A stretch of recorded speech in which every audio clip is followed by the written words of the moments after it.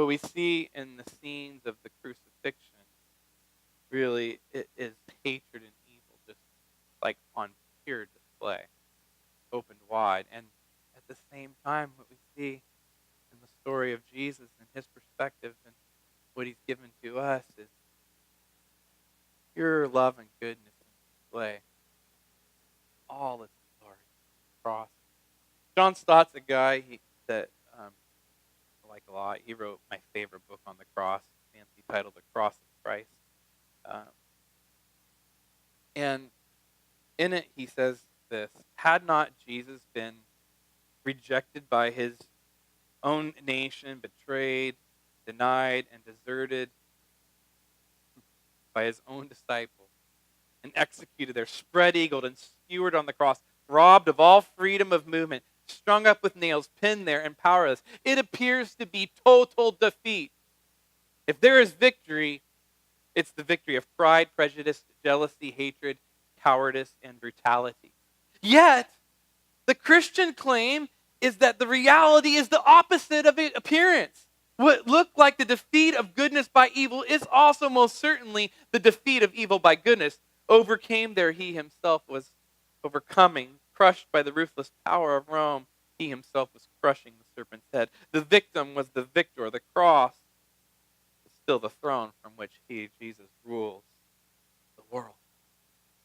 You see, when Jesus was hanging there on the cross, he knew that he was doing something cosmic, something that transcended space and time for us. That's why he turned to one of the thieves while he was staying there. When the thief put his hope and faith in Jesus, he said, today you will be with me in paradise. Jesus knew that something cosmic was going down while he was on the cross. That's why he cried out in a loud voice for all to hear, Father, forgive them, for they know not what they do.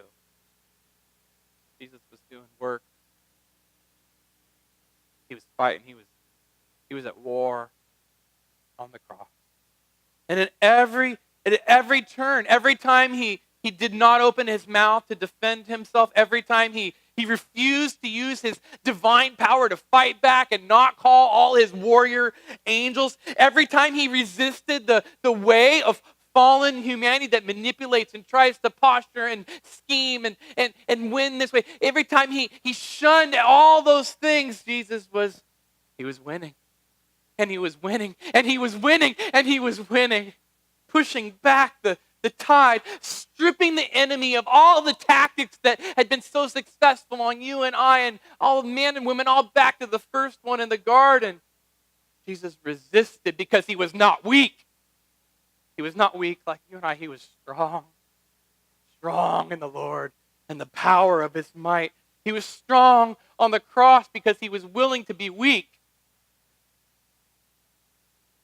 He was willing to be vulnerable. He was willing to give up his life. When he did that, he stripped the enemy.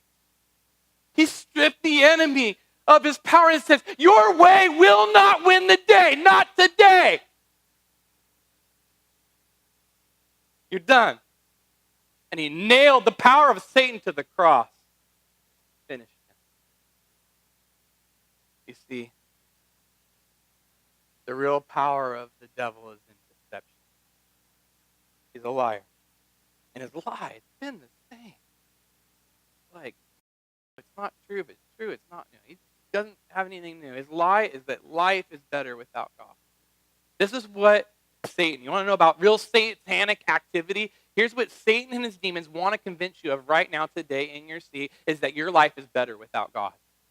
He's trying to convince all of us. Life apart from God will be better. His lie that pridefully seeks power, just doing anything to get money and prosperity, just doing whatever we want that's going to make us happy, pleasure, power, prosperity, pleasure, thinking that it will pay off.